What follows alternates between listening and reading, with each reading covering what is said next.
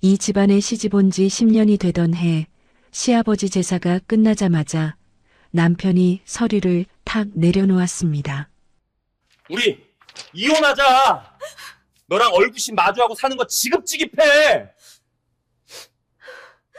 그 옆에는 시어머니와 낯선 여자가 앉아 있었어요. 남편의 내연녀였습니다. 그리고 양육권 갖고 싶으면 재산 분할은 꿈도 꾸지 마. 대신 예정 봐서 아버지가 물려주신 땅 그거 하나 줄게. 그 땅은 팔아도 1,000만 원도 못 받는 불모지 같은 땅이었어요. 아니, 사가는 사람도 없는 그런 땅이었어요. 오히려 세금만 나가서 남편한테는 골칫덩어리였죠. 그때 남편의 내연녀가 웃으면서 끼어들었습니다. 언니, 그래도 땅이라도 받으면 감사해야 하는 거 아니에요? 제가 오빠한테 그 정도는 양보해주자고 했거든요. 시어머니도 비웃었어요. 그 땅이라도 받은 게 어디야. 고맙다고 해, 고맙다고. 미지는 아무 말도 하지 못했습니다. 그저 고개를 끄덕일 수밖에 없었어요. 미지는 양육권을 지키는 것, 아이를 지켜내는 것, 그것만이 중요했거든요. 그런데요, 바로 이 쓸모없는 땅이 미진과 그들의 운명을 송두리째 뒤바꿔 놓게 됩니다. 아무도 거들떠보지 않던 이 불모지에서 대체 무슨 일이 일어난 걸까요? 설거지, 산책할 때, 잠들기 전 이어서 듣기 편하게 지금 구독만 눌러두세요. 우리네 드라마 극장이 다음 편을 자동으로 챙겨드립니다. 오늘의 이야기 시작합니다. 1년 전 어느 한 종합병원 병실에 소독약 냄새와 링거 떨어지는 소리가 공기를 채우고 있었습니다. 창밖으로는 늦가을 햇살이 들어왔지만 병실 안은 어딘가 서늘했습니다. 미지는 시아버지 강성만의 침대 옆에 앉아 따뜻한 물수건으로 그의 손을 닦고 있었습니다. 3년 전 시아버지의 건강이 급격히 나빠진 이후 미진에게 이 일은 익숙한 일상이 되어 있었습니다. 아버님, 물 드실래요? 성만은 힘겹게 고개를 끄덕였습니다. 미지는 물컵을 조심스럽게 건넸고 성만은 떨리는 손으로 받아 천천히 물을 삼켰습니다. 사실 미진의 하루는 새벽 5시에 시작됩니다. 딸아이 아침 식사를 준비해두고 남편 재호의 양복을 다림질하고 시어머니 오선자의 아침상을 차리고 나면 곧바로 병원으로 향해야 했습니다. 저녁이 되면 다시 집으로 돌아가 밀린 빨래와 설거지, 그리고 재호가 가져오는 회사 서류 정리까지. 잠자리에 드는 시간은 언제나 자정을 넘겼습니다. 시아버지의 간병을 도맡은 것도, 집안일 전부를 떠안은 것도, 남편의 사업을 뒤에서 챙긴 것도 모두 미진이었습니다. 하지만 누구 하나 고맙다는 말을 건네는 사람은 없었습니다. 아니, 딱 한 사람 있었습니다. 미진아. 성만이 미진의 손을 잡았습니다. 뼈만 앙상하게 남은 손이었지만 그 힘은 의외로 단단했습니다. 네, 아버님. 고맙다, 아가. 미진의 눈가가 촉촉해졌습니다. 이 병실에서, 이 집안에서 미진을 가족으로 대해주는 건 오직 시아버지뿐이었습니다. 아들도 마누라도 안 하는 걸 너가 다 해줬구나. 자식들도 안 하는 걸 너가 했어. 성만의 목소리는 가늘게 떨렸지만 한 글자 한 글자에 진심이 담겨 있었습니다. 미진은 고개를 저으며 대답했습니다. 아버님, 무슨 말씀을요? 당연히 해야 할 일인걸요. 당연한 게 어딨어. 성만은 천장을 바라보며 깊은 한숨을 내쉬었습니다. 그의 눈에도 물기가 어렸습니다. 피로 이어진 자식보다 피 한 방울 안 섞인 네가 더 소중한 자식이다, 미진아.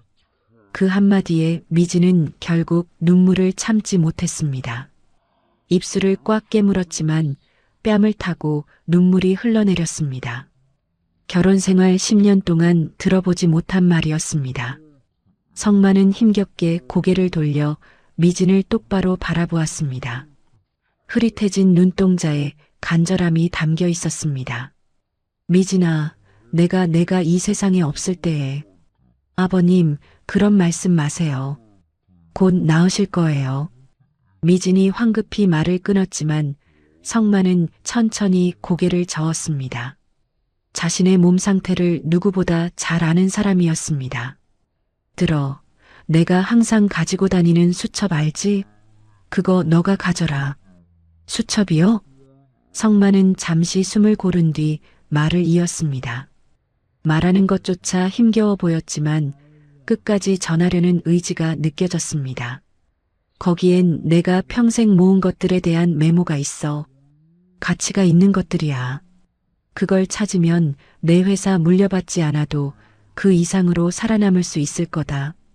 미지는 무슨 말인지 정확히 이해하지 못했습니다. 하지만 시아버지의 눈빛이 너무나 간절해서 고개를 끄덕일 수밖에 없었습니다. 네, 아버님. 알겠어요. 바로 그때 병실 문이 벌컥 열렸습니다. 아버지, 재호였습니다. 양복 차림에 서류 가방을 든 채 인사도 없이 침대 옆으로 다가왔습니다. 그의 눈은 아버지의 얼굴이 아니라 침대 옆 탁자 위에 놓인 서류 봉투를 향해 있었습니다. 서류에 도장만 찍어주시면 돼요. 승계 관련해서 급하게 처리해야 할 게 있어서. 미진의 표정이 굳었습니다. 아버지가 저렇게 힘들어하는데 아들이라는 사람이 할 말이 그것뿐인가. 병문안 한 번 제대로 온 적 없이 올 때마다 서류 얘기, 도장 얘기, 회사 얘기뿐이었습니다. 성만도 아들을 바라보았습니다. 그 눈에는 실망과 체념이 뒤섞여 있었습니다. 아들을 40년 가까이 키웠지만 지금 이 순간 아들의 관심은 아버지의 건강이 아니라 회사였습니다. 여보, 아버지 몸이 안 좋으신데. 미진이 조심스럽게 말을 꺼냈지만 재호는 손을 내저었습니다. 알아. 근데 이거 진짜 급해. 아버지, 여기 도장만요. 성만은 한참을 아들을 바라보다가 결국 떨리는 손으로 도장을 찍었습니다. 재호는 서류를 낚아채듯 챙기더니 시계를 확인했습니다. 나 회의 있어서 먼저 갈게. 미진아, 아버지 잘 부탁해. 그 말을 남기고 재호는 병실을 나갔습니다. 문이 닫히는 소리가 유난히 차갑게 울렸습니다. 미진은 재호가 떠난 문을 한참 바라보았습니다. 가슴 한구석이 서늘하게 식어가는 느낌이었습니다. 결혼하고 10년 저 사람에게 자신은 무엇이었을까? 아버지의 간병인? 집안일 하는 사람? 회사 서류 정리해주는 직원? 미진아. 성만의 목소리에 미진은 정신을 차렸습니다. 네, 아버님. 성만은 미진의 손을 다시 잡았습니다. 그의 눈에는 미안함이 가득했습니다. 아들 대신 며느리에게 사과해야 하는 아버지의 마음이 얼마나 무거울까. 미진은 그 마음이 느껴져서 더 가슴이 아팠습니다. 너가 이 집에 와서 고생만 하는구나. 아버님, 무슨 말씀을. 수첩 꼭 챙겨라. 그게 내가 너한테 줄 수 있는 마지막 선물이다. 미진은 시아버지의 손을 꼭 쥐었습니다. 눈물이 또 흘러내렸지만 이번에는 닦지 않았습니다. 제가 끝까지 지킬게요, 아버님. 창밖으로 해가 기울고 있었습니다. 병실에는 다시 링거 떨어지는 소리만 남았습니다. 미진은 시아버지의 손을 잡은 채 창밖을 바라보았습니다. 10년을 버텨왔지만 오늘따라 유독 외로웠습니다. 이 집안에서 자신을 사람으로 봐주는 건 오직 이분뿐이라는 사실이 가슴 깊은 곳을 후벼 팠습니다. 그리고 문득 깨달았습니다. 이 집에서 진짜 사람으로 살고 있는 건 자신뿐이라는 것을. 얼마 지나지 않아 미진이의 시아버지는 세상을 떠났습니다. 시간이 흘러 시아버지 강성만이 돌아가신 지 1년이 다 되어가는 어느 오후, 미진은 설거지를 막 끝낸 참이었습니다. 손에 물기가 채 마르기도 전에 휴대폰이 울렸어요.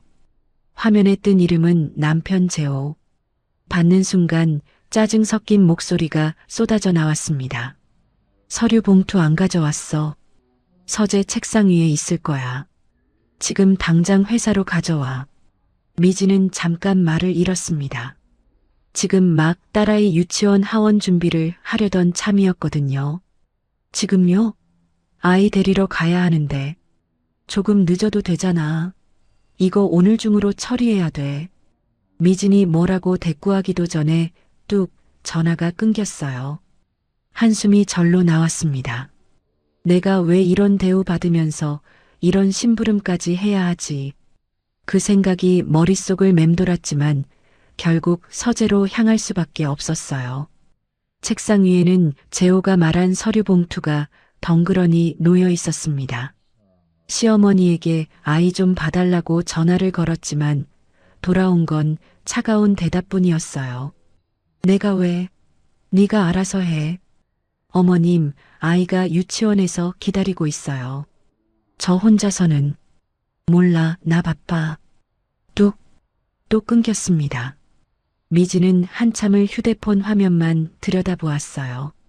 바쁘다고요? 뭐가 그렇게 바쁜 건지. 속에서 우라가 치밀었지만 따질 수 있는 처지가 아니었습니다. 결국 이웃집에 급하게 부탁을 하고 서류 봉투를 들고 집을 나섰어요. 버스를 타고 지하철로 갈아타고 1시간 넘게 걸려서야 회사에 도착했습니다. 한빛헬스 본사 건물은 외관부터 압도적이었어요. 유리로 된 외벽이 햇빛을 반사해 눈이 부셨습니다. 로비를 지나 엘리베이터에 오르니 거울에 비친 자신의 모습이 눈에 들어왔어요. 급하게 나오느라 화장도 제대로 못한 얼굴에 구겨진 가디건, 손톱 밑에는 아침에 김치 담그다 물든 빨간 물이 아직 남아 있었습니다. 미진은 괜히 부끄러워져서 손을 등 뒤로 감추었어요. 엘리베이터가 15층에서 멈추고 문이 열리자 넓은 사무실이 펼쳐졌습니다. 수십 명의 직원들이 각자 자리에서 모니터를 들여다보고 있었고 키보드 소리가 빗소리처럼 사무실을 채우고 있었어요. 그 끝에 대표이사실이 보였습니다. 문 옆에 붙은 금색 명패에는 대표이사 강재호라고 적혀 있었죠. 미진은 고개를 숙인 채 사무실 복도를 가로질렀습니다. 등 뒤로 직원들의 시선이 느껴졌지만 애써 무시하면서 대표이사실 앞에 도착해 문을 두드렸어요. 들어와. 재호의 목소리가 들렸습니다. 문을 열고 안으로 들어서는 순간 미진은 그 자리에 얼어붙었어요. 재호 옆 소파에 시어머니 오선자가 앉아 있었습니다. 아까 전화로 아이를 봐달라고 했을 때 귀찮다고 거절하더니 정작 본인은 여기 와 있었던 거예요. 다리를 꼬고 앉아 여유롭게 커피를 마시고 있는 모습이 눈에 들어왔습니다. 오선자가 미진을 보더니 눈썹을 치켜 올렸어요. 어머, 왔네? 그 말투에는 반가움 같은 건 없었습니다. 오히려 귀찮은 벌레를 본 듯한 눈빛이었죠. 서류 가져왔어요. 미진은 최대한 담담하게 말하며 봉투를 내밀었습니다. 재호는 서류를 낚아채듯 봤더니 봉투를 열어 안을 확인했어요. 미진을 쳐다보지도 않았습니다. 다음부턴 더 빨리 가져와. 이것 때문에 회의가 30분이나 밀렸잖아. 미진의 손이 미세하게 떨렸습니다. 당신이 서류를 안 챙긴 거잖아요. 그 말이 목구멍까지 차올랐지만 꾹 삼켰어요. 그때 오선자가 소파에서 벌떡 일어나며 입을 열었습니다. 아이고 봐라. 아주 심부름꾼이 따로 없네. 일부러 크게 낸 것처럼 높은 목소리였어요. 대표이사실 문은 완전히 닫혀 있지 않았고 그 틈새로 바깥 사무실까지 소리가 새어나갈 게 분명했습니다. 어머님, 딱 네가 할 일이다. 시집 와서 이런 거라도 안 하면 뭘 할 수 있겠어? 미진을 위아래로 훑어보는 오선자의 눈빛에는 경멸이 가득했어요. 화장도 안 하고 왔네. 남편 회사에 오면서 이게 뭐야? 옷도 그게 뭐니? 집에서 굴러다니다 온 거 티난다. 티나. 미진은 아무 말도 할 수 없었습니다. 입술을 꽉 깨물고 고개를 숙였어요. 급하게 오라고 해놓고 왜 이런 말을 듣고 있어야 하는 건지 속에서 뭔가가 부글부글 끓어올랐지만 꾹 눌러 참았습니다. 오선자는 거기서 멈추지 않았어요. 오히려 한 발짝 더 다가오며 목소리를 높였습니다. 마치 바깥에 있는 직원들에게 들으라는 듯이 넌 그냥 우리 집 심부름꾼이라고 생각하고 살아. 알아? 심부름꾼. 네 주제에 뭘 바라고 시집 온 건지 모르겠다만 딱 그 정도야. 알아들어? 심부름꾼. 그 단어가 귀를 때리며 가슴에 박혔습니다. 시집 와서 얼마나 많은 걸 해왔는데 그동안 뭘 했냐고 하네요. 미진의 머릿속이 하얘졌어요. 바깥 사무실에서 키보드 치던 소리들이 잠깐 멈췄습니다. 누군가 이쪽을 힐끗 쳐다보는 기척이 느껴졌어요. 수십 명의 직원들이 지금 이 상황을 다 듣고 있을 거라는 생각에 얼굴이 화끈거렸습니다. 대표이사의 아내가 시어머니에게 심부름꾼이라고 면박을 당하고 있다는 것을 미진은 재호를 바라보았어요. 하지만 재호는 서류만 들여다보고 있었습니다. 마치 이 상황이 자기와는 상관없다는 듯이, 아니, 어쩌면 당연하다는 듯이, 네. 미진은 겨우 그 한마디를 내뱉었어요. 목소리가 떨렸습니다. 네, 그게 끝이야? 오선자가 콧방귀를 뀌며 손을 내저었어요. 마치 파리를 쫓듯이, 왜 이렇게 꼴배기가 싫은지. 미진은 고개를 숙인 채 대표이사실을 나왔습니다. 손가락 끝이 차갑게 떨리고 있었고 눈앞이 뿌옇게 흐려졌어요. 눈물이 터지기 전에 어디론가 숨어야 했습니다.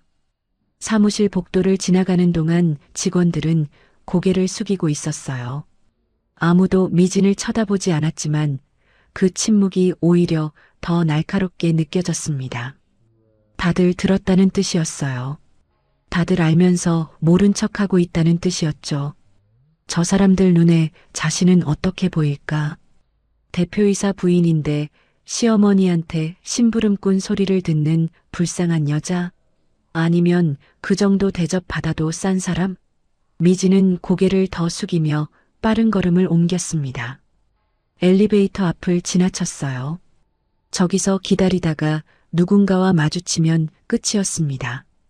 이 얼굴로는 아무도 만날 수 없었어요. 복도 끝 화장실을 향해 거의 뛰다시피 걸었습니다. 눈물이 턱 끝까지 차올라 있었어요. 제발 아무도 없기를.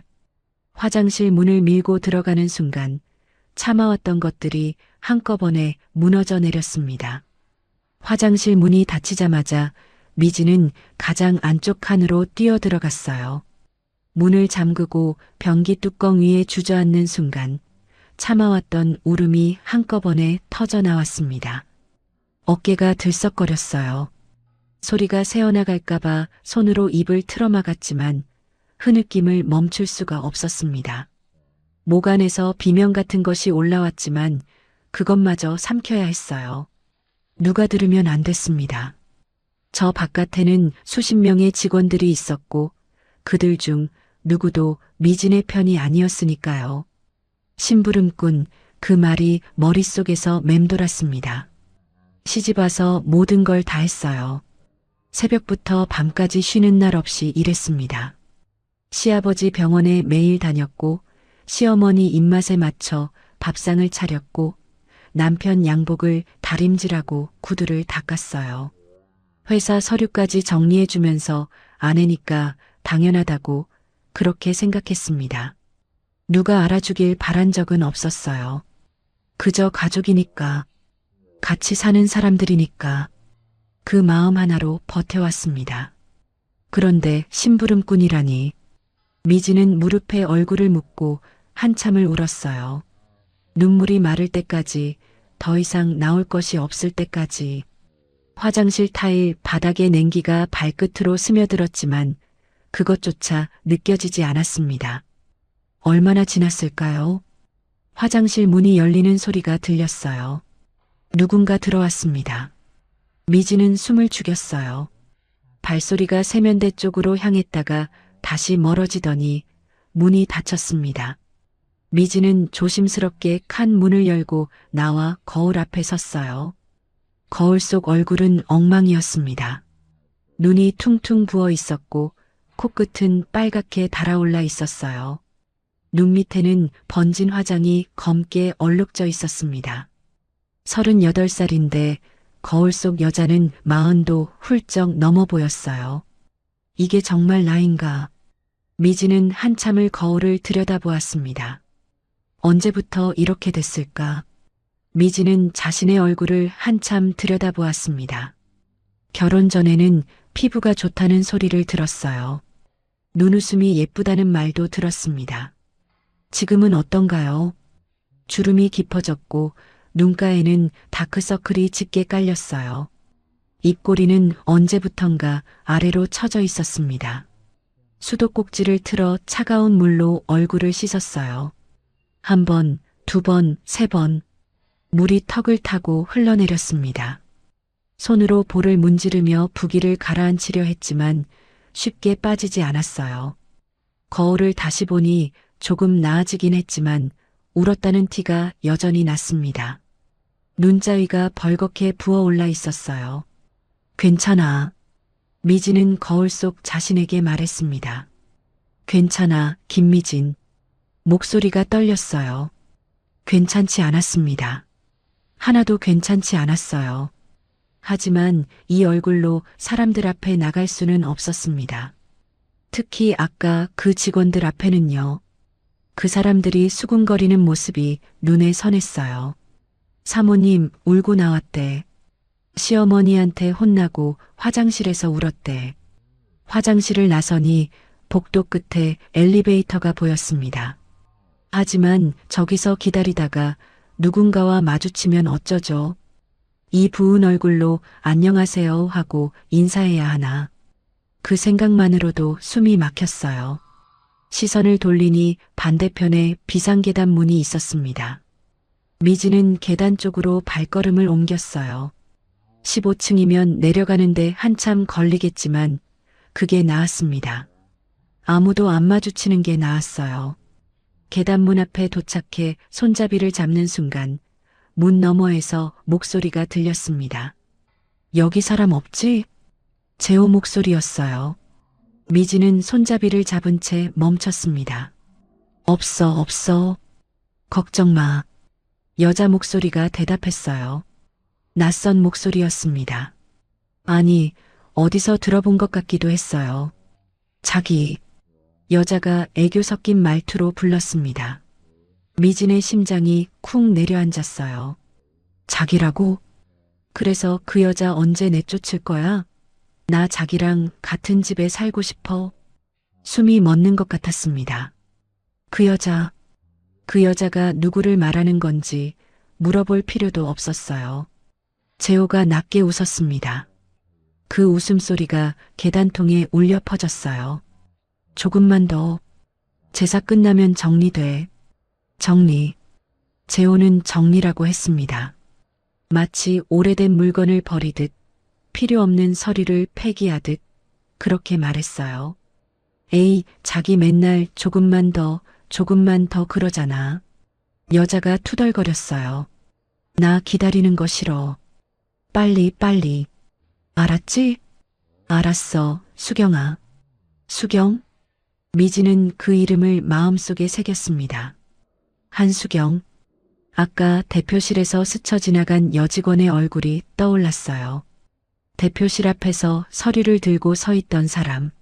미진과 눈이 마주쳤을 때 묘하게 웃던 사람. 자기가 최고야. 수경의 목소리에 재호가 또 웃었습니다. 그리고 뭔가 부스럭거리는 소리가 들렸어요. 미지는 더 이상 듣고 싶지 않았습니다. 그 순간 손잡이를 놓쳤어요. 철컥 소리가 날 뻔했습니다. 미지는 재빨리 손잡이를 다시 잡아 소리를 죽였어요. 심장이 미친 듯이 뛰었습니다. 뭐야, 무슨 소리 났어? 재호의 목소리가 들렸어요. 아니야, 바람 소리 아닐까? 신경 쓰지 마. 미진은 숨을 죽인 채 문에서 한 발짝 물러났습니다. 손끝이 얼음장처럼 차가웠고 다리가 후들거렸어요. 발소리가 계단을 내려가기 시작했습니다. 두 사람의 발자국 소리가 점점 멀어졌어요. 킬킬거리는 웃음소리도 함께. 미진은 벽에 등을 기댔습니다. 다리에 힘이 풀려서 그 자리에 주저앉을 뻔했어요. 제사 끝나면 정리된다. 그 말이 귀에 박혀 떠나지 않았습니다. 시아버지 제사가 일주일도 채 남지 않았어요.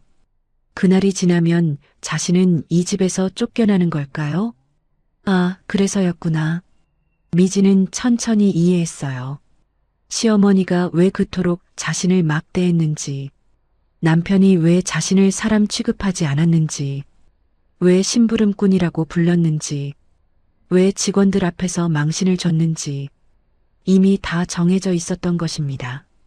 미진이 이 집에서 쫓겨날 날이, 저 여자가 미진의 자리에 들어올 날이 눈물은 나지 않았어요.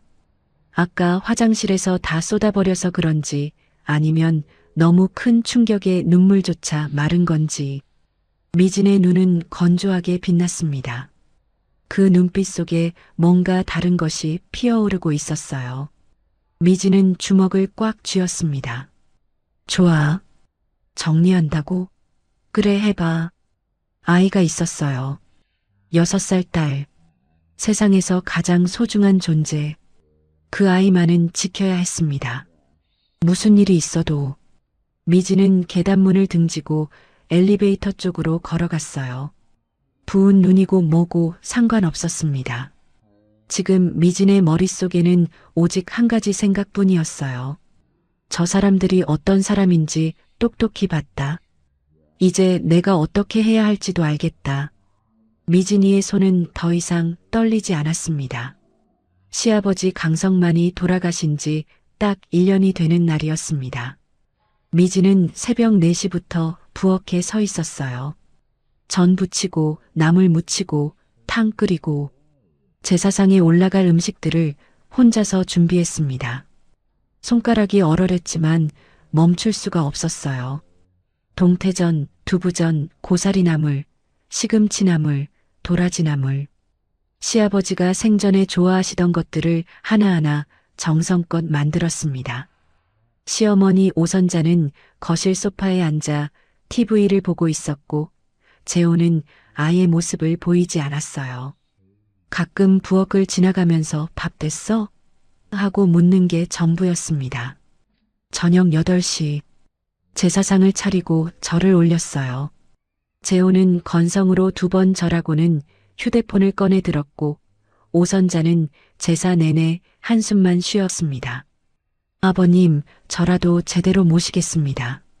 미지는 속으로 그렇게 말하며 큰 절을 올렸어요. 제사가 끝난 뒤에도 미진의 일은 끝나지 않았습니다. 상을 치우고 그릇을 닦고 바닥을 쓸었어요. 설거지하는 손이 붉게 트고 갈라져 있었지만 신경 쓸 겨를이 없었습니다. 기름때 묻은 접시를 문지르는데 손등에서 피가 살짝 배어나왔어요. 아팠지만 그냥 물에 씻어내고 계속했습니다. 시아버지 제삿날인데 설거지를 대충 할 수는 없었으니까요. 마지막 접시까지 닦아서 찬장에 넣고 나니 시계는 밤 11시를 가리키고 있었어요. 새벽 4시부터 19시간 동안 쉬지 않고 움직인 셈이었습니다. 다리가 천근만근이었어요. 이제 좀 쉬어야지. 미진이 앞치마를 벗으려는 순간 거실에서 오선자의 목소리가 들렸습니다. 미진아, 이리 와봐. 무슨 일이지?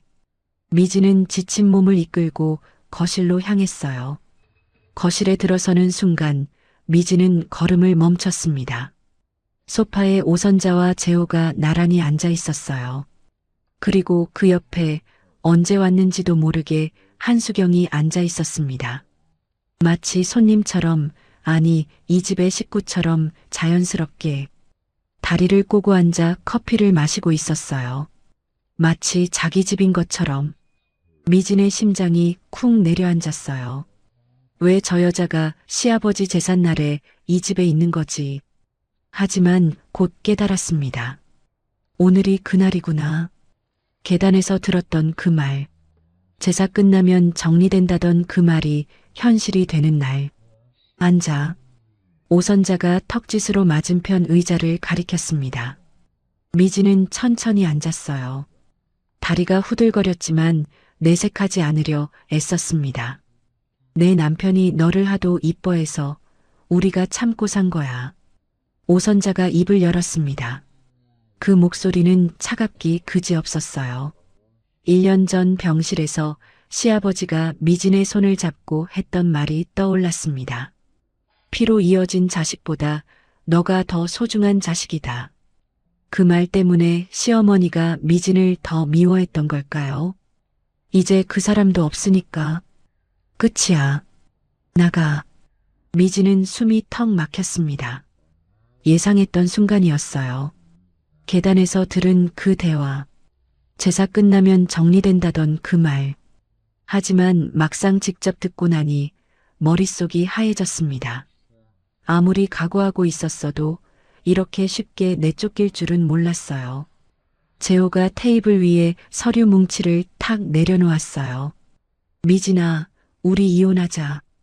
더 말 길게 안 한다. 이혼. 그 두 글자가 귀를 때렸습니다. 미진은 재호를 바라보았어요. 함께 산 세월이 주마등처럼 스쳐 지나갔습니다. 결혼식 날, 신혼여행, 아이가 태어나던 날. 그 모든 순간들이 이렇게 끝나는 거구나. 하지만 미진의 머릿속에 떠오른 건 단 하나였어요. 내 아이, 지금 이웃집에 맡겨둔 6살 내 딸. 엄마가 늦게 온다고 했더니 울먹이던 그 얼굴. 제사 끝나면 데리러 간다고 약속했는데 이제 어디로 데려가야 하는 걸까요? 아이만은. 미진은 떨리는 목소리로 말했습니다. 아이만은 제가 데려가게 해주세요. 재호와 오선자가 눈을 마주쳤어요. 뭔가 신호를 주고받는 것 같았습니다. 재호의 입꼬리가 살짝 올라갔어요. 기회를 잡았다는 표정이었습니다. 그럼 딱 하나. 재호가 말했어요. 우리 땅 하나 있지? 강원도에. 그거 가져가. 대신 돈 얘긴 꺼내지 마. 위자료도 재산 분할도 없어. 그거 하나 받는 조건으로 아이 양육권은 네가 가져. 양육비 청구 같은 것도 하지 말고. 우리 입장에선 양육권 다툼 같은 거 복잡하게 하고 싶지 않거든. 깔끔하게 끝내자. 미지는 그 말의 의미를 곱씹었어요. 땅 하나와 양육권. 다른 건 아무것도 없이. 재산 분할도 위자료도 양육비도. 냉정하게 따지면 완전히 불공평한 거래였습니다. 하지만 미진에게는 양육권이 전부였어요. 아이만 지킬 수 있다면 다른 건 상관없었습니다. 그때 수경이 끼어들었습니다. 언니, 언니라고요? 미진은 그 호칭에 온몸에 소름이 돋았어요. 그래도 땅이라도 받으면 감사한 거 아닌가요? 빈손으로 나가는 것보다는 낫잖아요. 수경이 웃으며 말했습니다. 그 웃음이 미진의 가슴을 후볐어요. 저 여자가 내 자리에 앉을 여자, 내 남편을 빼앗은 여자, 그 여자가 지금 나한테 감사하라고 말하고 있구나. 분노가 치밀어 올랐습니다. 당장이라도 소리를 지르고 싶었어요. 뺨이라도 때리고 싶었습니다. 하지만 미진은 꾹 참았어요. 아이만 지키면 돼. 다른 건 다 포기해도 아이만은. 네. 미진은 고개를 끄덕였어요. 알겠어요. 그 한마디가 입에서 나오는데 온 힘을 다해야 했습니다. 오선자가 만족스러운 표정을 지었어요. 잘 생각했어. 내일 아침까지 짐 싸서 나가. 오래 끌 것 없잖아. 세 사람이 자리에서 일어나 안방으로 들어갔습니다. 문이 닫혔어요. 하지만 완전히 닫히지는 않았는지 안에서 나누는 대화가 흘러나왔습니다. 그 땅 팔아도 1,000만 원도 못 받을걸? 오선자의 비웃는 목소리였어요. 세금만 나오지. 불모지야, 불모지. 우리 아들이 어떻게 그걸 줄 생각을 했어? 아, 그래요? 전 또 땅이라길래 비싼 땅인 줄 알았는데. 수경이 까르르 웃었습니다. 역시 우리 오빠 사업하는 사람이라 돈 계산은 빠르네요. 미지는 거실에 홀로 앉아 그 대화를 들었어요. 불모지 1,000만 원도 못 받는 땅. 그걸 주면서 양육권을 넘긴 거구나. 저 사람들 눈에는 아주 똑똑한 거래였겠죠. 쓸모없는 땅 하나 던져주고 재산 분할이라는 골치 아픈 일을 피한 셈이니까요. 하지만 미지는 분하지 않았어요. 아니, 분했지만 상관없었습니다. 아이만 지킬 수 있다면 그깟 재산 분할 따위, 위자료 따위 얼마든지 포기할 수 있었어요. 저 사람들과 질질 끌며 양육권 다툼을 벌이느니 차라리 깔끔하게 끝내는 게 나았습니다. 법정에서 싸우다 보면 아이가 상처받을 테니까요. 엄마 아빠가 서로 싸우는 모습을 아이에게 보여주고 싶지 않았어요. 미지는 테이블 위에 놓인 이혼 서류를 내려다보았어요. 저 사람들은 내가 아직도 바보인 줄 알겠지.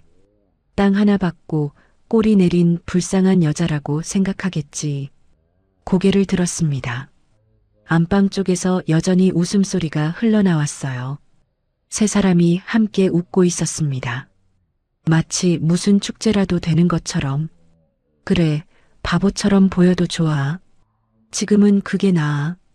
미지는 서류를 집어들고 자리에서 일어났습니다. 부엌 쪽을 잠깐 돌아보았어요. 아까 정성껏 만든 제사 음식들, 시아버지가 좋아하시던 것들, 그분이 살아계셨다면 이런 일은 없었을 텐데. 아버님, 저 잘 살아볼게요. 미지는 속으로 인사를 하고 자기 방으로 향했습니다. 그리고 다짐했습니다. 언젠가는 너희들 후회하게 해줄게, 반드시. 자정이 넘은 시각이었습니다. 미지는 방 안에서 짐을 싸고 있었어요. 캐리어 하나, 보스턴백 하나. 시집 올 때 가져온 것들 중 꼭 필요한 것만 골랐습니다. 사진첩, 아이 옷 몇 벌, 세면도구. 손이 움직일 때마다 마음이 무거웠어요.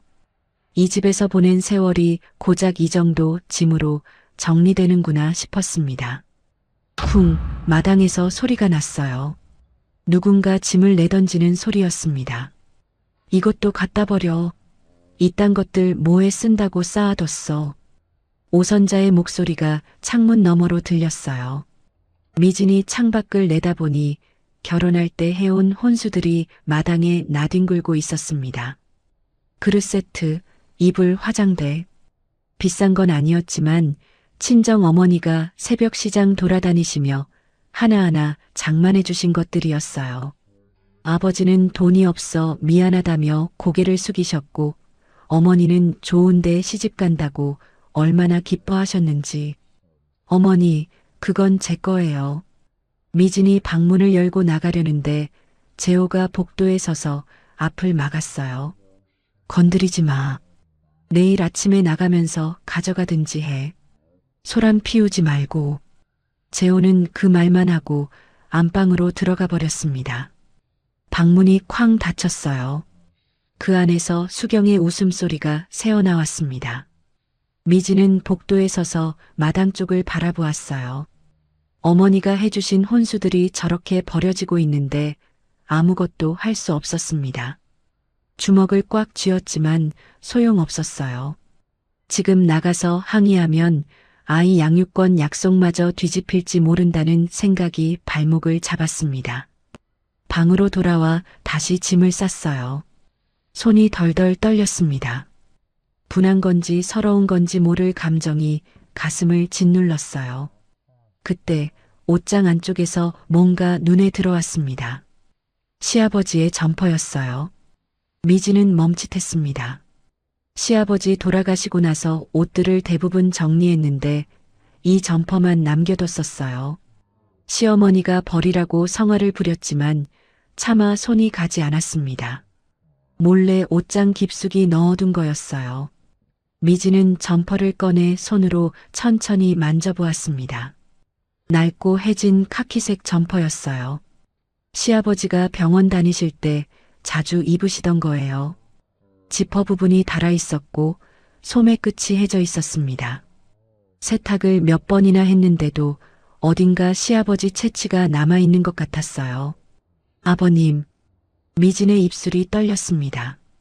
그분이 살아계셨다면 이런 일은 없었을 텐데, 적어도 미진을 이렇게 쫓아내지는 않았을 텐데, 피보다 진한 정을 나눈 분이셨는데, 점퍼 주머니에서 뭔가 삐져나와 있었어요. 수첩이었습니다. 미진은 숨을 멈췄습니다. 1년 전 병실에서 시아버지가 했던 말이 떠올랐어요. 내가 쓰는 수첩 알지? 그거 너가 가져라. 그때는 무슨 뜻인지 몰랐습니다. 시아버지가 왜 수첩을 자신에게 주려 했는지, 거기에 뭐가 적혀 있는지, 그저 아픈 분이 하시는 말씀이려니 했어요. 미진은 조심스럽게 수첩을 꺼냈습니다. 작고 낡은 수첩이었어요. 겉표지가 닳아서 색이 바랜 상태였습니다. 첫 페이지를 펼쳤어요. 시아버지의 필체가 보였습니다. 삐뚤빼뚤한 글씨. 그 글씨를 보는 순간 눈물이 핑 돌았어요. 페이지를 넘겼습니다. 비 온 뒤 새벽 땅이 유독 따뜻한 자리가 있다. 무슨 말이지? 미진은 고개를 갸웃거리며 다음 줄을 읽었어요. 돌틈에서 옅은 김이 올라오면 그 아래 물길이다. 깊이 파지 말고 작은 구멍부터 미지근한 물기가 먼저 올라온다. 땅, 물길? 미지는 점점 더 궁금해졌습니다. 이게 대체 무슨 내용인 거지? 시아버지가 왜 이런 걸 적어두신 걸까요? 다음 페이지로 넘어갔어요. 이 땅의 가치를 찾을 수 있다면 내 회사를 물려받지 않아도 그 이상의 부와 성공을 얻을 수 있구나. 미지는 숨을 삼켰습니다. 이 땅, 혹시 재호가 말한 그 강원도 땅을 말하는 걸까요? 팔아도 1,000만 원도 못 받는다던 그 불모지? 아까 안방에서 새어나오던 비웃음 소리가 떠올랐어요. 불모지야, 불모지. 세금만 나오는 쓸모없는 땅이라고. 하지만 시아버지는 다르게 말씀하고 계셨습니다. 회사를 물려받지 않아도 그 이상의 부와 성공이라니. 대체 그 땅에 뭐가 있는 걸까요? 마지막 페이지에는 짧은 문장이 적혀 있었어요.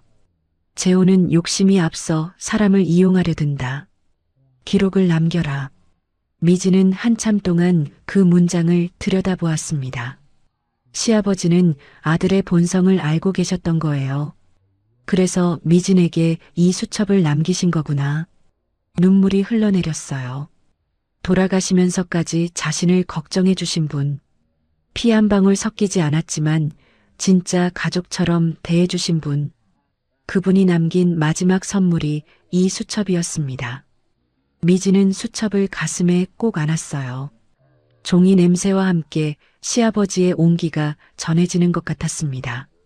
한참을 그렇게 있다가 조심스럽게 가방 가장 깊숙한 곳에 넣었어요. 아무도 모르게, 아무도 찾지 못하게 옷가지 사이에 단단히 감싸서 넣었습니다. 창밖에서는 여전히 오선자가 혼수품들을 내던지는 소리가 났어요. 쿵, 쿵. 유리 깨지는 소리도 들렸습니다. 하지만 이제 그 소리가 예전처럼 아프지 않았어요.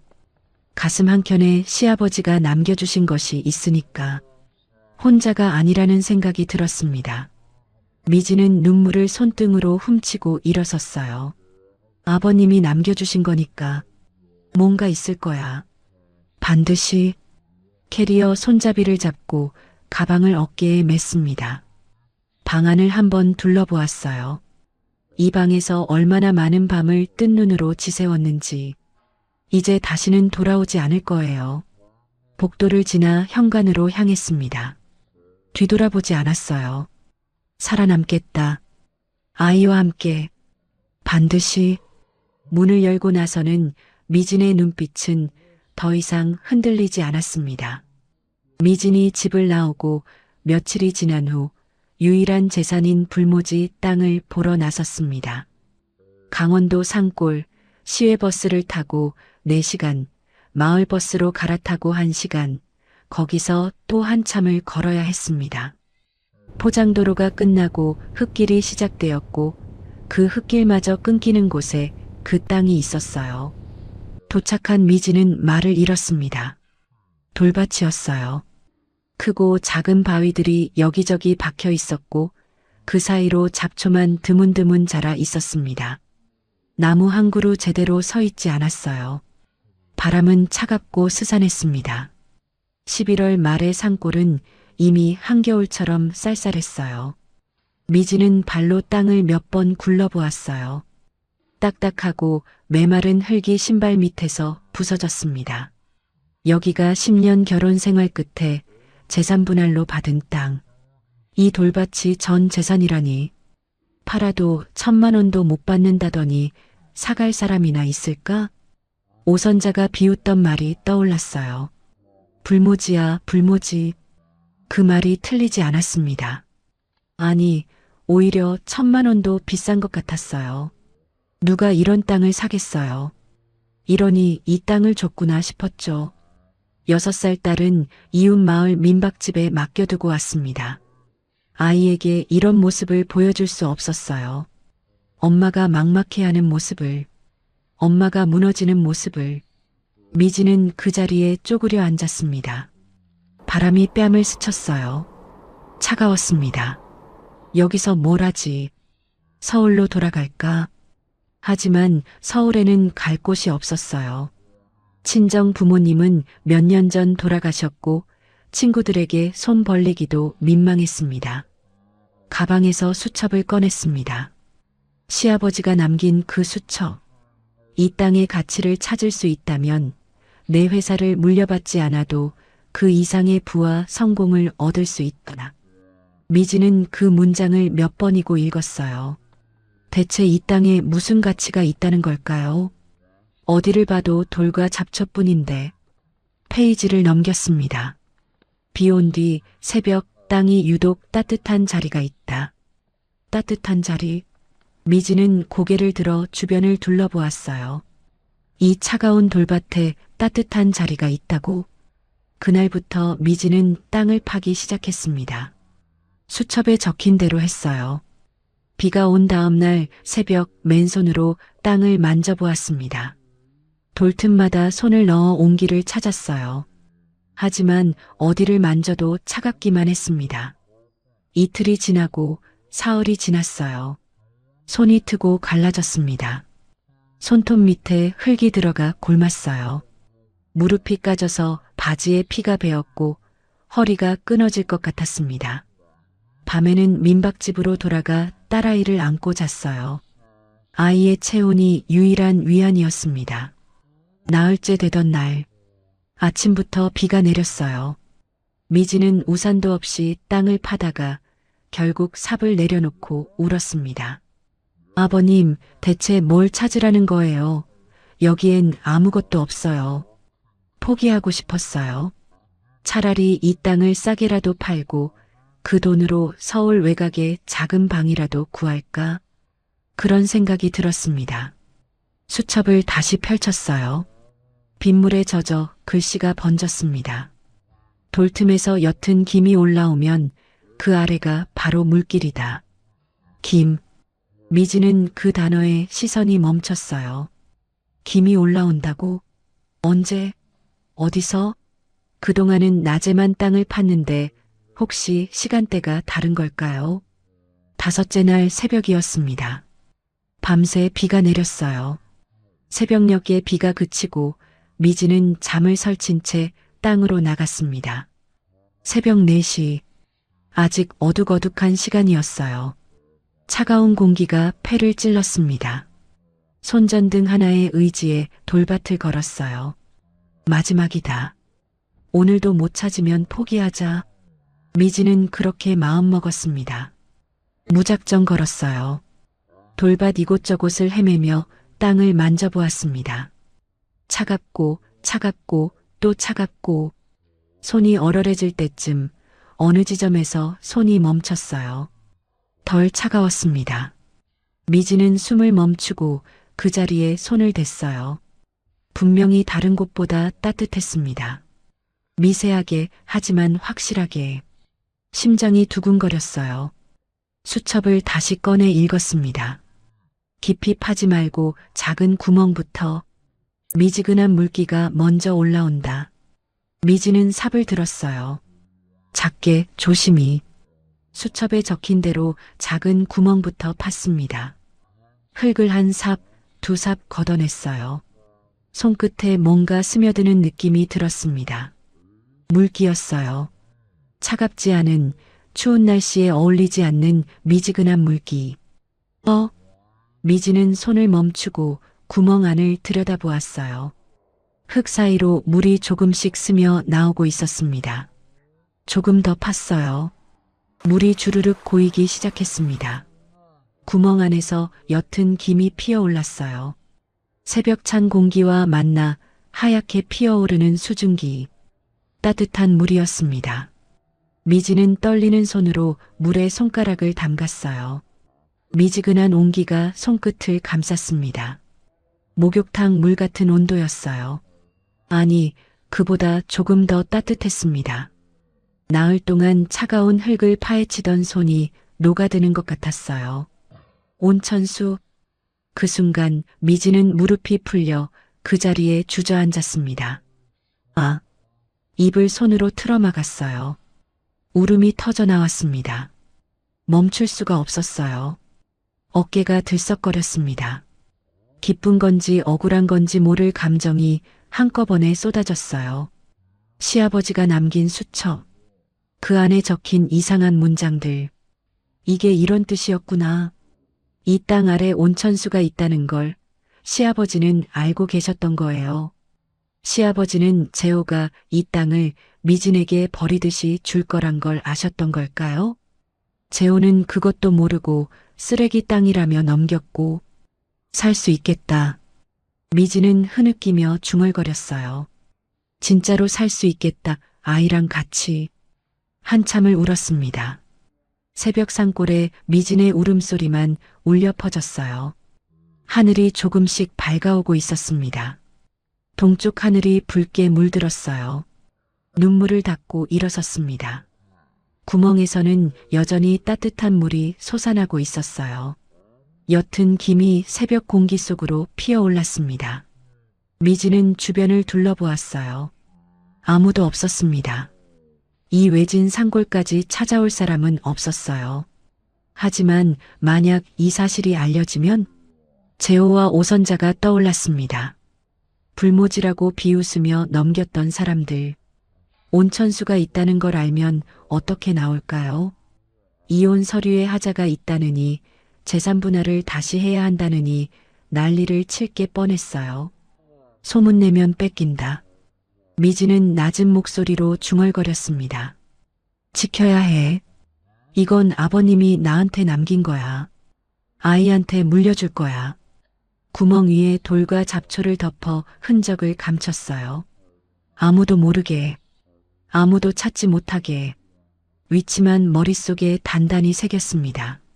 미지는 수첩을 가슴에 품고 민박집으로 돌아갔어요. 딸아이가 기다리고 있을 거예요. 엄마가 웃는 얼굴로 돌아오길 기다리고 있을 거예요. 이제 시작이다. 발걸음이 가벼웠습니다. 아까까지의 절망은 온데간데 없었어요. 차가운 새벽 공기가 오히려 상쾌하게 느껴졌습니다. 멀리서 새소리가 들렸어요. 시아버지가 남긴 마지막 선물. 그 진짜 의미를 이제야 알았습니다. 미진이 아무것도 없어 보이는 불모지 땅에서 온천수를 찾은 날로부터 2년이 지났습니다. 그동안 정말 많은 변화가 있었어요. 처음엔 천막 같은 작은 탕이었습니다. 온천수가 나오는 자리에 비닐하우스를 치고 중고로 구안간이 욕조를 들여놓았어요. 탈의실은 천막으로 대충 가렸고 요금은 5,000원. 이름도 없는 산골 온천이었습니다. 손님이라고는 근처 마을 어르신들 뿐이었어요. 그런데 물이 달랐습니다. 한번 다녀간 손님들은 꼭 다시 찾아왔어요. 피부가 좋아졌다고, 관절이 안 아프다고.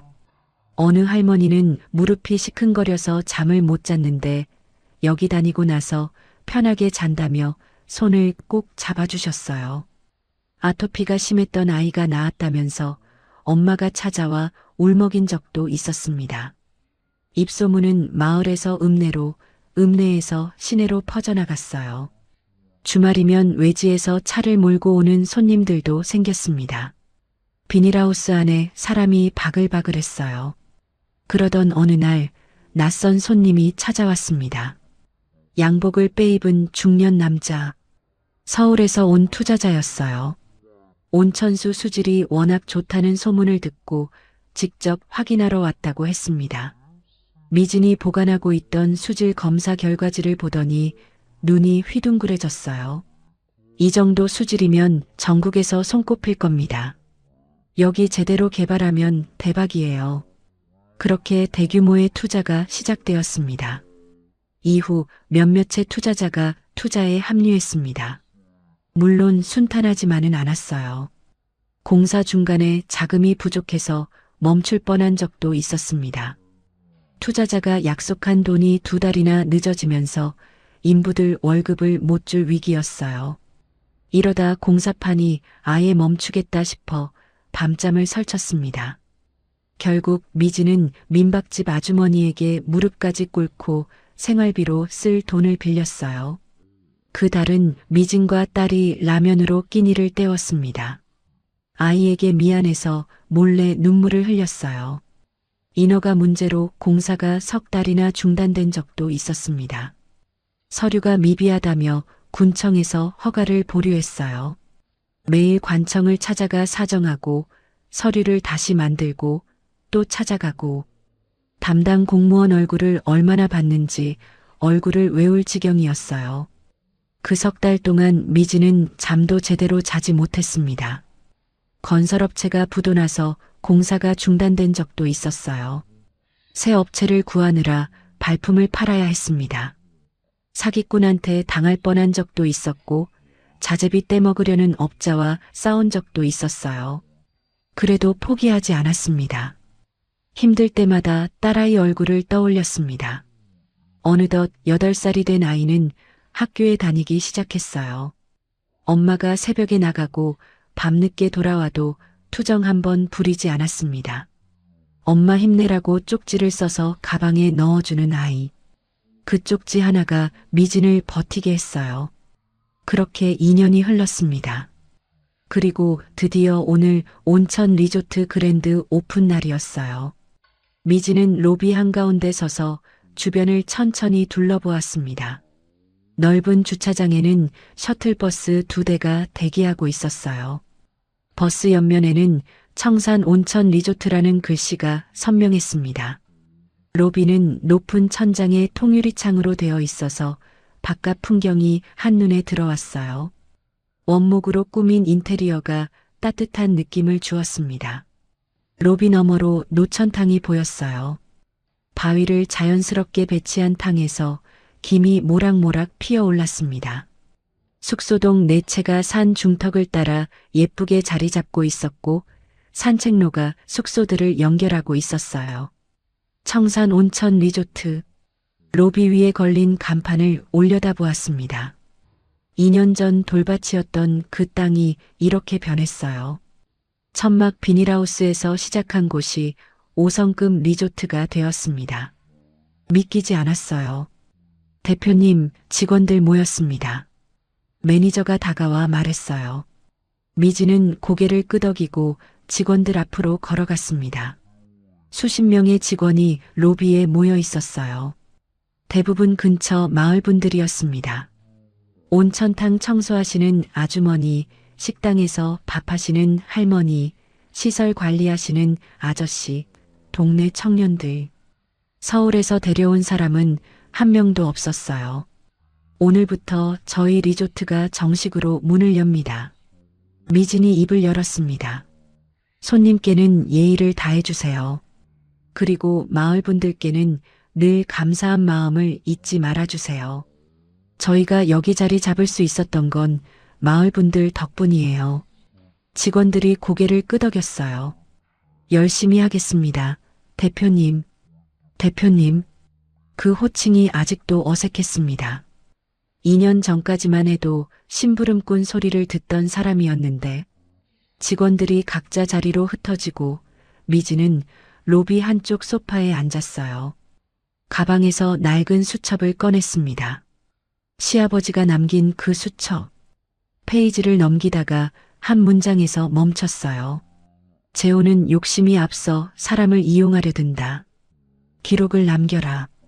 기록을 남겨라. 미지는 주머니에서 휴대폰을 꺼내 녹음 앱을 확인했습니다. 잘 작동하는지 테스트해 보았어요. 녹음 버튼을 누르니 빨간 불이 들어왔습니다. 언젠가 쓸 일이 있을 거야. 시아버지는 아들의 본성을 알고 계셨어요. 그래서 이 문장을 남긴 거겠죠. 미지는 수첩을 덮고 가방에 넣었습니다. 창밖으로 노천탕이 보였어요. 옅은 김이 피어오르는 모습이 평화로웠습니다. 저 물속에 2년간의 땀과 눈물이 녹아 있어요. 미지는 창문에 비친 자신의 모습을 바라보았습니다. 2년 전과 달라진 게 있었어요. 눈빛이었습니다. 예전에는 늘 눈치를 보고 고개를 숙이고 목소리를 낮추던 사람이었어요. 지금은 달랐습니다. 똑바로 앞을 보고 자기 목소리로 말하고 스스로 결정을 내리는 사람이 되었어요. 계약서를 검토하고 일정을 조율하고 직원들을 이끄는 대표. 심부름꾼이 아니라 대표. 미지는 조용히 미소 지었습니다. 이제는 내가 지킨다. 이 리조트도 딸아이도 나 자신도. 휴대폰에 메시지가 왔어요. 학교에서 보낸 알림이었습니다. 딸아이가 그린 그림이 상을 받았다는 내용이었어요. 우리 가족이라는 제목의 그림. 엄마와 딸 둘이 손잡고 웃는 모습이래요. 미지는 그 메시지를 한참 바라보았습니다. 눈가가 촉촉해졌어요. 잘했어, 우리 딸. 엄마도 잘할게. 더 열심히 할게.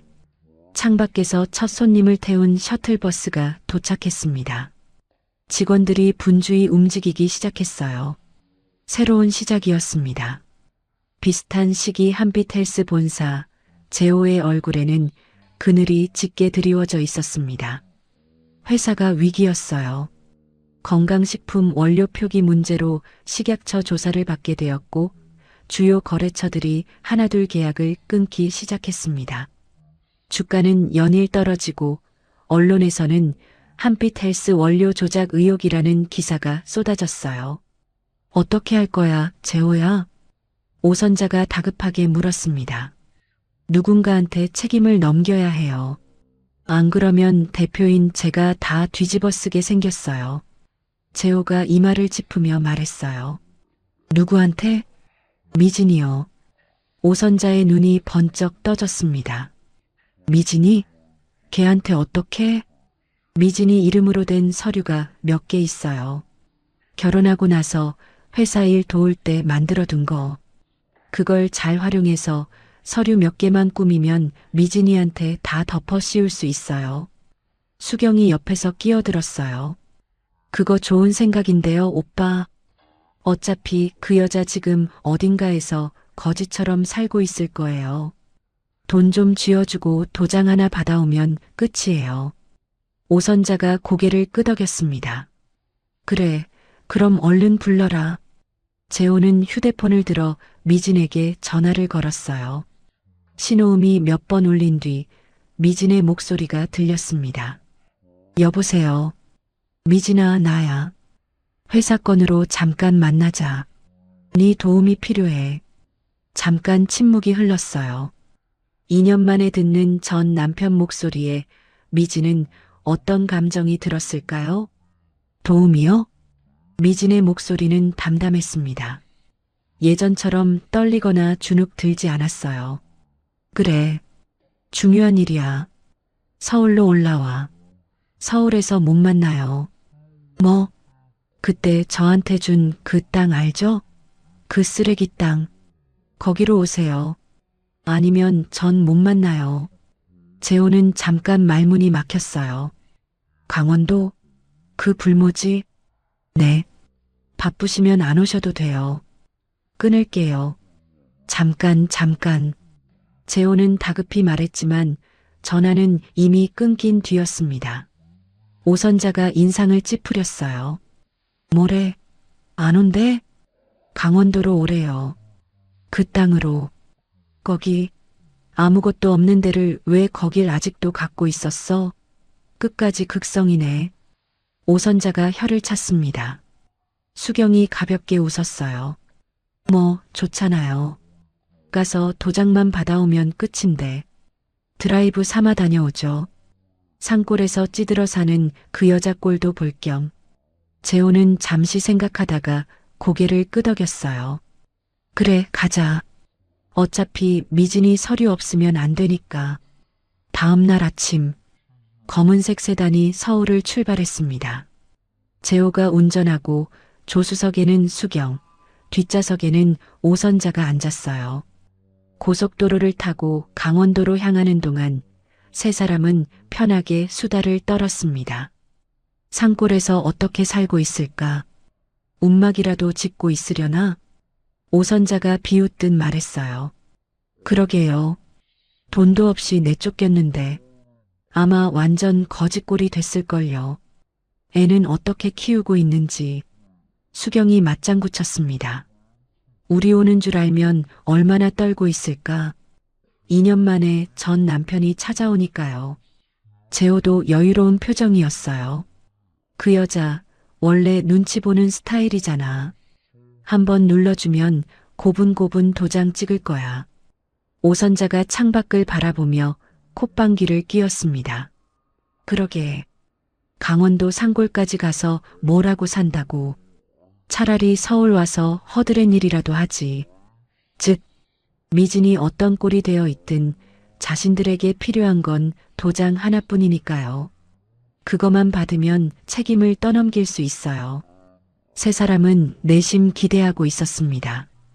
초라하게 변한 미진의 모습을, 돌밭에서 찌들어 사는 전처의 비참한 꼴을, 그걸 보면서 속으로 비웃을 생각이었어요. 내비게이션이 목적지에 가까워지고 있다고 알렸습니다.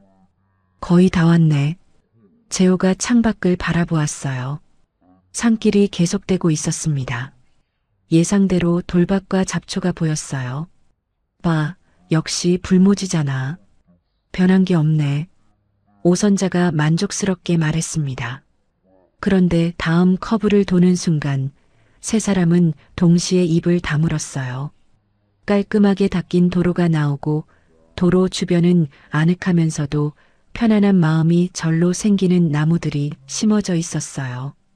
그렇게 도로를 지나다 보니 넓은 주차장이 펼쳐졌습니다. 셔틀버스 2대가 대기하고 있었고 고급 세단 여러 대가 주차되어 있었어요. 뭐야 이게. 재호가 중얼거렸습니다. 주차장 너머로 거대한 건물이 보였어요. 통유리로 된 로비, 원목 외벽, 산 중턱을 따라 이어진 건물들, 노천탕에서 피어오르는 하얀 김, 청산 온천 리조트, 입구에 세워진 커다란 간판이 눈에 들어왔습니다. 오선자의 표정이 굳어졌어요. 입이 벌어진 채 아무 말도 나오지 않았습니다. 잠깐 이게 그 불모지 맞아? 길 제대로 찾아온 거야? 수경의 목소리가 떨렸어요. 질투로 얼굴이 일그러지고 있었습니다. 재호는 차를 세우고 한참 동안 건물을 바라보았습니다. 손이 핸들 위에서 떨렸어요. 믿을 수가 없다는 표정이었습니다. 2년 전에 쓰레기라고 던져준 그 땅. 팔아도 1,000만 원도 못 받는다고 비웃었던 그 땅. 그게 어떻게 이렇게 변한 거지? 오선자는 계속 입을 벌린 채 건물을 올려다보았어요. 이거 진짜야? 여기가 그 돌밭이라고? 수경의 얼굴은 빨갛게 달아올랐습니다. 질투와 분노가 뒤섞인 표정이었어요. 자기가 차지하려던 모든 것을 잃은 여자가 이런 곳의 주인이 됐다고? 일단 내리자. 재호가 간신히 말을 꺼냈습니다. 세 사람은 차에서 내려 로비 쪽으로 걸어갔습니다. 발걸음이 무거웠어요. 아까까지의 여유는 온데간데 없었습니다. 자동문이 열리고 넓은 로비가 나타났어요. 높은 천장, 고급스러운 인테리어, 은은한 조명. 그 가운데 한 여자가 서 있었습니다. 미진이었어요. 단정한 재킷에 깔끔하게 정돈된 머리. 예전에 시댁에서 보던 그 지친 얼굴이 아니었습니다. 당당하게 어깨를 펴고 똑바로 앞을 보고 서 있었어요. 오셨어요? 미진이 말했습니다. 담담한 목소리였어요. 예전처럼 고개를 숙이지 않았습니다. 대표님, 손님분들 안내해 드릴까요? 직원 한 명이 미진에게 다가와 물었어요. 대표님, 그 호칭을 듣는 순간 오선자의 얼굴이 창백해졌습니다. 재호는 입술을 깨물었고 수경은 이를 악물었어요. 아, 괜찮아요. 제가 안내할게요. 미진이 직원에게 대답하고 세 사람을 바라보았습니다. 오랜만이에요. 응접실로 가시죠. 미진이 앞장서 걸었어요. 세 사람은 멍하니 그 뒤를 따라갔습니다. 로비를 지나는 동안 스쳐 지나가는 직원들마다 미진에게 인사했어요. 대표님, 안녕하세요. 대표님, 오늘 예약 다 찼습니다. 미진이가 대표님 소리를 들을 때마다 오선자의 다리가 휘청거렸어요. 수경은 입술을 깨물며 주변을 둘러보았습니다. 재호는 아무 말도 하지 못했어요. 응접실 앞에 도착했습니다. 미진이 문을 열며 말했어요. 들어오세요. 차 준비해 둘게요. 세 사람은 멍하니 응접실로 들어갔습니다. 겉으로는 잘 됐네, 미진아라고 말했지만 속은 뒤집어지고 있었어요. 이게 그 불모지라고? 이게 그 쓰레기 땅이라고? 미진은 문을 닫으며 조용히 미소 지었습니다. 이제 시작이야. 리조트 응접실로 미진이 직접 차를 내왔습니다. 따뜻한 녹차 향이 방 안에 퍼졌어요. 세 사람은 아직도 충격에서 벗어나지 못한 표정이었습니다. 오선자는 계속 주변을 둘러보았고 재호는 입술을 깨물고 있었어요. 수경만 억지로 웃음을 지으며 차를 받았습니다. 자, 편하게 드세요. 미진이 자리에 앉으며 말했어요. 목소리가 담담했습니다. 재호가 먼저 본론을 꺼냈습니다. 미진아, 상황이 좀 복잡해졌어. 회사에 문제가 생겼어. 무슨 문제요? 원료 표기건으로 조사를 받게 됐어. 근데 그게 네 이름으로 된 서류가 몇 개 있거든. 미진은 고개를 살짝 갸웃거렸어요. 제 이름이요? 오선자가 끼어들었습니다. 서류 봉투를 탁 테이블 위에 올려놓았어요. 회사 일 좀 도와라. 네 이름만 빌리면 돼. 여기 도장만 찍으면 끝이야. 미진은 서류를 천천히 집어들어 페이지를 넘기며 살폈어요. 이거 제가 책임지는 내용인가요? 미진이 조심스럽게 물었습니다. 일부러 순한 표정을 지었어요. 수경이 입꼬리를 올리며 말했어요. 에이, 언니. 그냥 도장 하나인데요. 책임은 대표인 제 남편이 지죠. 걱정하지 마세요. 그래도 혹시 문제가 생기면. 문제 안 생겨. 도장만 찍어. 네가 뭘 알아. 그냥 시키는 대로 해. 재호가 짧게 말했습니다. 미진은 잠시 침묵했어요. 그리고 천천히 입을 열었습니다. 그러니까 이 서류에 제가 도장을 찍으면 제 이름으로 책임이 넘어간다는 거죠? 오선자가 짜증스럽게 말했어요. 아이고, 답답해. 그냥 찍으라면 찍어. 네가 우리한테 진 신세가 얼만데. 이 정도는 해줘야지. 책임은 재호가 다 진다잖아. 도장만 찍는 거지. 대표는 나잖아. 네가 책임질 일은 없어. 우리 회사 법무팀 능력 알잖아. 재호가 뱀의 혀로 덧붙였습니다. 미진은 서류를 내려놓았어요. 잠시 생각하는 척했습니다. 제가 이거 찍으면 나중에 문제 생겨도 제가 다 뒤집어 쓰는 거잖아요. 오선자가 짜증스럽게 말했어요. 아이고, 답답해. 그냥 찍으라면 찍어. 너 우리한테 얼마나 신세졌는데. 시집 와서 밥 먹고 살았잖아. 이 정도는 해줘야지. 아니라니까. 이런 서류 볼 줄도 모르면서 왜 자꾸 아는 척이야. 책임은 내가 지니까 걱정 말고 찍어. 다 너 좋으라고 하는 거야. 네가 그렇게 좋아하던 우리 아빠 회사 지켜야 될 거 아니야? 재호가 덧붙였습니다. 마치 큰 은혜를 베푸는 것처럼 말했어요. 수경이 웃으며 끼어들었습니다. 언니, 어차피 언니 이름은 아무도 모르잖아요. 뉴스에 나와도 사람들이 김미진이 누군지 알겠어요? 그냥 지나가면 끝이에요. 미진은 그 말들을 하나하나 귀에 새겼어요. 주머니 속 휴대폰이 조용히 녹음하고 있었습니다. 뭘 생각해? 지금 찍어. 오선자가 소리쳤습니다. 저를 쉽게 봐도 너무 쉽게 보셨네요. 오늘은 좀 쉬고 가세요. 숙소 준비해뒀어요. 미진이 자리에서 일어나며 말했어요. 더 이상 대화를 이어가지 않았습니다. 세 사람은 어쩔 수 없이 응접실을 나와 숙소로 향했어요. 내일 다시 압박하면 되겠지. 그렇게 생각하면서 그들이 나간 뒤 미진은 주머니에서 휴대폰을 꺼냈습니다. 녹음 앱에 빨간 불이 켜져 있었어요. 녹음 시간 23분 47초. 미진은 재생 버튼을 눌러 확인했습니다. 모든 대화가 선명하게 녹음되어 있었어요. 완벽했습니다. 미진은 창밖을 바라보며 조용히 중얼거렸어요. 아버님 말씀대로 기록을 남겼어요. 2주가 지나고 서울 대형 호텔에서 열리는 한빛 헬스 긴급 기자간담회. 수십 명의 기자들이 모여 있었습니다. 카메라 플래시가 터지고 마이크가 무대를 향해 있었어요. 재호가 단상에 올랐습니다. 자신감 넘치는 표정이었어요. 이번 혼란은 외부 공급 및 계약 문제로 인해 발생한 것입니다. 재호는 스크린을 가리켰습니다. 해당 계약의 담당자는 외부 인사입니다. 김미진이라는 분으로. 바로 그때 객석 뒷문이 열렸습니다. 미진이 걸어 들어왔어요. 단정한 정장 차림, 당당한 걸음. 예전에 그 주눅든 모습은 어디에도 없었습니다. 오선자가 미진을 보더니 인상을 찌푸렸어요. 기자들 앞이라 참고 있었지만 입꼬리가 실룩거렸습니다. 저 여자가 바로 김미진입니다. 재호가 미진을 가리키며 말했어요.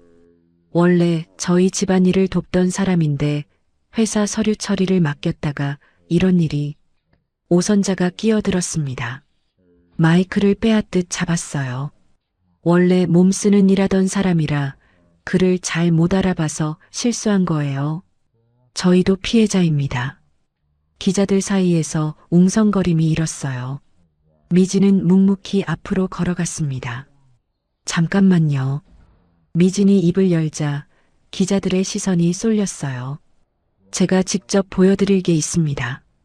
미진이 손을 들자 행사장 스태프가 노트북을 연결했어요. 대형 스크린에 새로운 화면이 떴습니다. 녹음 파일이었어요. 재생 버튼이 눌렸습니다. 도장만 찍는 거지. 대표는 나잖아. 네가 책임질 일은 없어. 우리 회사 법무팀 능력 알잖아. 재호의 목소리가 행사장에 울려 퍼졌어요.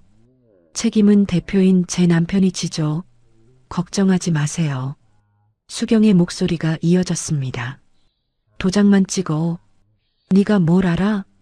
그냥 시키는 대로 해. 다시 재호의 목소리. 기자들이 술렁거리기 시작했어요. 여기저기서 웅성거리는 소리가 커졌습니다. 이거 명예도용 아닙니까? 책임 떠넘기기 시도예요? 강 대표 해명해 주세요. 이 녹음은 언제 어디서 된 겁니까? 질문이 쏟아졌습니다. 재호의 얼굴이 하얗게 질렸어요. 손이 떨려서 마이크를 제대로 잡지 못했습니다. 아, 이건 편집된 거예요. 맥락이. 수경이 옆에서 재호의 팔을 잡아당겼어요. 오빠 어떡해. 입모양으로 말했지만 재호는 대답할 수 없었습니다. 오선자는 객석에서 벌떡 일어났어요. 저건 조작이에요. 저 여자가 꾸민 거라고요. 하지만 아무도 오선자의 말을 듣지 않았습니다. 기자들의 관심은 온통 스크린과 미진에게 쏠려 있었어요. 미진이 다시 손을 들었어요. 스크린에 새로운 자료가 떴습니다. 이건 제가 결혼 후부터 정리해온 기록입니다. 화면에는 날짜, 거래처 이름, 금액, 입금 내역이 빼곡하게 정리되어 있었어요. 언제 어떤 거래가 있었고 돈이 어디로 흘러갔는지 다 기록해뒀습니다. 제가 했던 일이 뭔지, 회사에서 무슨 일이 있었는지 전부요. 기자들이 카메라를 들이댔어요. 플래시가 쉴 새 없이 터졌습니다. 저 서류들 식약처에도 제출하신 건가요? 한 기자가 물었어요. 네. 미진이 담담하게 대답했습니다. 바로 그때 행사장 문이 열리고 검은 정장 차림의 사람들이 들어왔어요. 식약처 직원과 경찰이었습니다. 강재호 대표님, 명예 도용 및 허위 계약 혐의로 조사에 동행해 주셔야겠습니다. 재호의 얼굴이 일그러졌어요. 잠깐만요. 이건 오해예요. 한수경 씨도 공범 혐의로 동행해 주세요. 수경이 비명을 질렀어요. 저요? 저는 아무것도 안 했는데요. 하지만 경찰은 묵묵히 재호와 수경을 데리고 나갔어요. 기자들이 일제히 카메라를 들고 따라 나갔습니다. 오선자는 그 자리에 주저앉았습니다. 이게 무슨... 다리에 힘이 풀린 듯 일어나지 못했어요. 아들이 끌려가는 모습을 멍하니 바라보았습니다. 내 아들 재호야. 오선자가 손을 뻗었지만 재호는 이미 문 밖으로 사라진 뒤였습니다. 남아있던 기자들이 미진에게 마이크를 들이댔어요. 김미진 씨, 한 말씀 해주세요. 왜 이 자리에 직접 오셨습니까? 한빛헬스에 대해 어떻게 생각하십니까? 미진은 잠시 숨을 고르고 마이크를 잡았습니다. 저는 짧게 말을 끊었어요. 수많은 카메라가 미진을 향하고 있었습니다. 플래시가 쉴 새 없이 터졌어요. 저는 제 이름을 지키러 왔습니다. 그 한마디가 끝이었어요. 더 긴 설명은 필요 없었습니다. 미진은 마이크를 내려놓고 행사장을 빠져나왔습니다. 기자들의 질문이 쏟아졌지만 뒤돌아보지 않았어요. 복도에서 잠깐 멈춰 섰습니다. 창밖으로 서울 하늘이 보였어요. 늦은 오후 햇살이 빌딩 사이로 비쳐 들어왔습니다. 미진은 가방에서 낡은 수첩을 꺼내 마지막 페이지를 펼쳤어요. 기록을 남겨라. 아버님, 해냈어요. 약속 지켰어요. 미진은 조용히 미소 지었습니다. 한빛헬스 기자간담회 사건이 있고 6개월이 지났습니다. 리조트 로비에 걸린 TV에서 뉴스가 흘러나왔습니다. 한빛헬스 전 대표이사 강재호 씨가 명예 도용 및 허위 계약 혐의로 구속되었습니다.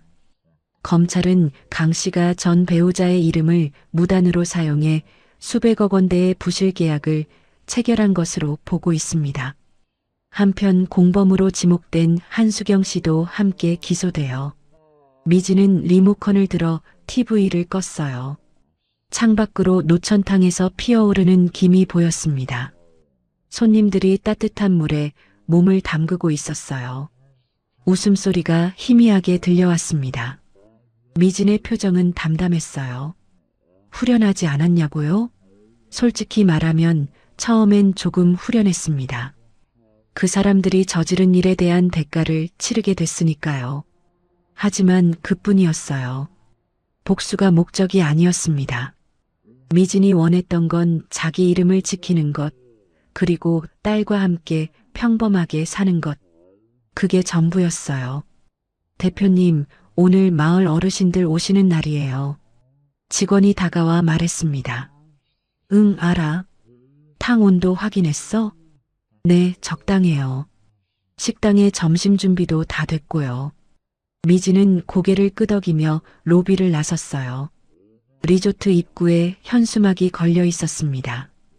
매월 첫째 주 수요일 마을 어르신 무료 이용의 날. 처음 온천탕을 열었을 때 도와주셨던 분들이에요.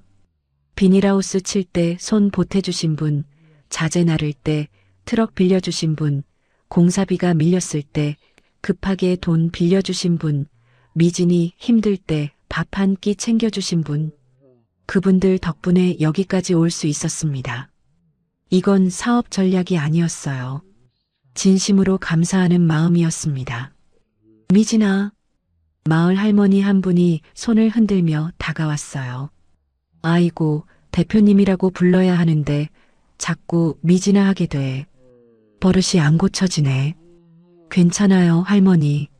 저는 미진이가 더 좋아요. 미진이 웃으며 할머니 손을 잡았습니다.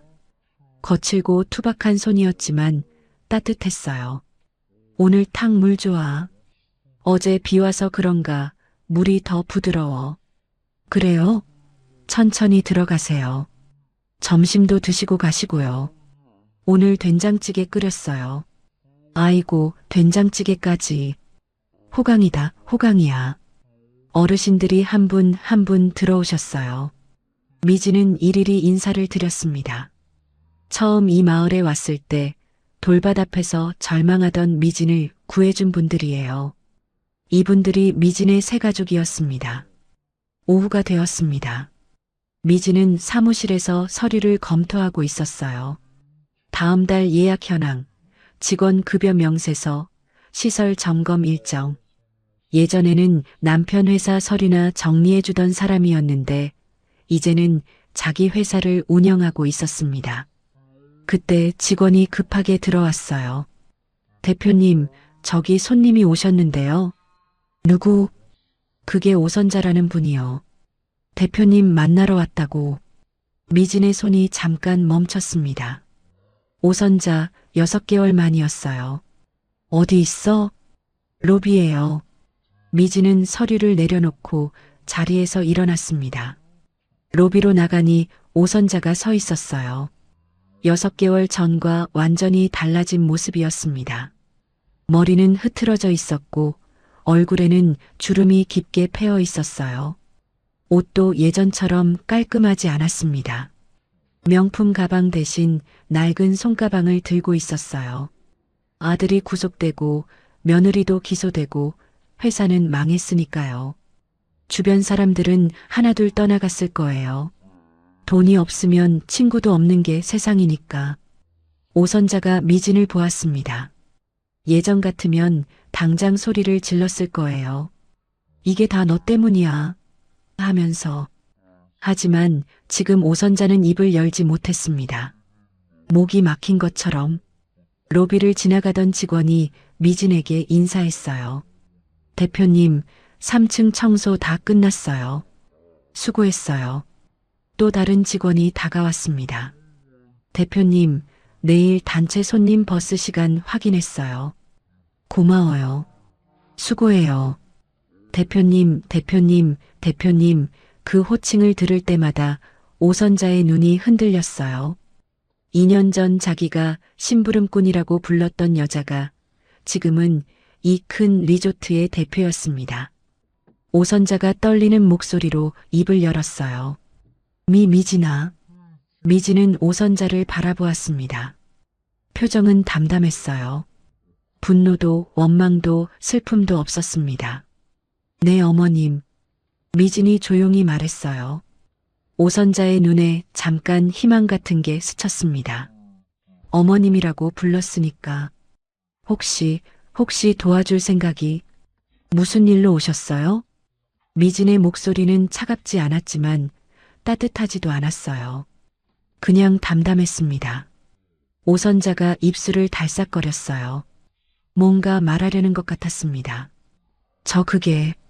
하지만 말이 이어지지 않았어요. 도와달라고? 돈 좀 빌려달라고? 아들 면회같이 가달라고? 어떤 말을 해야 할지 모르는 것 같았습니다. 아니, 어쩌면 알고 있었을 거예요. 자기가 무슨 말을 해도 소용없다는 걸. 미진이 먼저 말했습니다. 어머님, 오선자가 고개를 들었어요. 이제 와서 제 이름 부르지 마세요. 조용한 목소리였어요. 화를 내거나 소리치지 않았습니다. 그냥 사실을 말하듯이 예전에 어머님은 저를 한 번도 이름으로 불러주신 적 없잖아요. 심부름꾼 그렇게 부르셨잖아요. 오선자의 얼굴이 창백해졌어요. 이제 와서 미진아, 미진아 하지 마세요. 저한테는 그럴 자격이 없으세요. 미진은 한 발짝 뒤로 물러났습니다.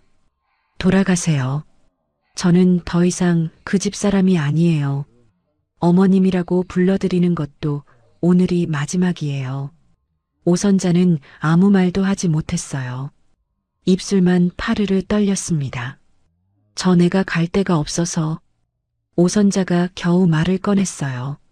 목소리가 쉰 듯 했습니다. 재호 아버지 친구들도 다 끊었고 친척들도 안 받아주고. 미진은 묵묵히 듣고 있었습니다. 미진아, 아니 대표님 나 좀. 오선자가 뭔가 더 말하려 했어요. 도와달라는 말이었을 거예요. 아니면 재워달라는 말이거나. 하지만 끝내 그 말을 잊지 못했습니다. 미진이 조용히 말했어요. 어머님, 저도 2년 전에 갈 데가 없었어요. 아이 손잡고 이 산골까지 왔을 때 정말 막막했어요. 오선자가 고개를 들었습니다. 그때 어머님은 제 혼수품을 마당에 내던지셨죠. 내일 아침까지 나가라고 하셨고요. 오선자의 얼굴이 더 창백해졌어요. 저는 그때 혼자 버텼어요. 아무도 안 도와줬어요. 그래서 지금의 제가 있는 거예요. 미진은 담담하게 말을 이었습니다. 어머님도 혼자 버텨보세요. 저처럼요. 그 말이 끝이었어요. 결국 오선자는 고개를 떨군 채 로비를 나갔습니다. 뒷모습이 유난히 작아 보였어요. 2년 전 미진에게 큰 소리치던 그 당당한 모습은 어디에도 없었습니다. 미진은 그 뒷모습을 한참 바라보다가 창밖으로 시선을 돌렸어요. 노천탕에서 김이 피어오르고 있었습니다. 며칠 후, 산 중턱의 작은 묘지. 미진은 시아버지 강성만의 묘 앞에 서 있었어요. 딸아이와 함께 묘비 앞에 꽃을 놓고 미진은 가방에서 낡은 수첩을 꺼냈습니다. 아버님, 미진이 조용히 말했어요. 약속 지켰어요. 아버님이 남겨주신 수첩 잘 썼어요. 바람이 불었습니다. 나뭇잎이 살랑살랑 흔들렸어요. 그 땅에서 온천수를 찾았어요. 아버님 말씀대로요. 그리고 기록도 남겼어요. 아버님 말씀대로. 미진은 수첩을 묘비 앞에 조심스럽게 올려놓았습니다. 이제 이건 아버님께 돌려드릴게요. 저는 이제 괜찮아요. 딸아이가 미진의 손을 잡았어요. 엄마, 할아버지가 좋은 분이었어? 응. 엄마한테 진짜 가족 같은 분이셨어. 나도 인사해도 돼? 그럼. 딸아이가 묘비 앞에 서서 고개를 숙였어요. 할아버지, 안녕하세요. 저 수아예요. 엄마 많이 도와주셔서 감사해요. 미진의 눈가가 촉촉해졌습니다. 아버님, 저 이제 잘 살 거예요. 아버님, 손녀랑 같이요. 바람이 한 번 더 불었어요. 마치 대답하듯이 미진은 딸의 손을 잡고 산을 내려왔습니다. 리조트로 돌아오는 길. 차 안에서 미진은 창밖을 바라보았어요. 2년 전 이 길을 처음 왔을 때가 떠올랐습니다. 캐리어 하나, 가방 하나 들고 돌밭을 보며 절망했던 그때. 그리고 시아버지 제산할 밤 이혼을 강요당하고 자기 방으로 돌아가며 다짐했던 말. 언젠가는 후회하게 해줄 거야, 반드시.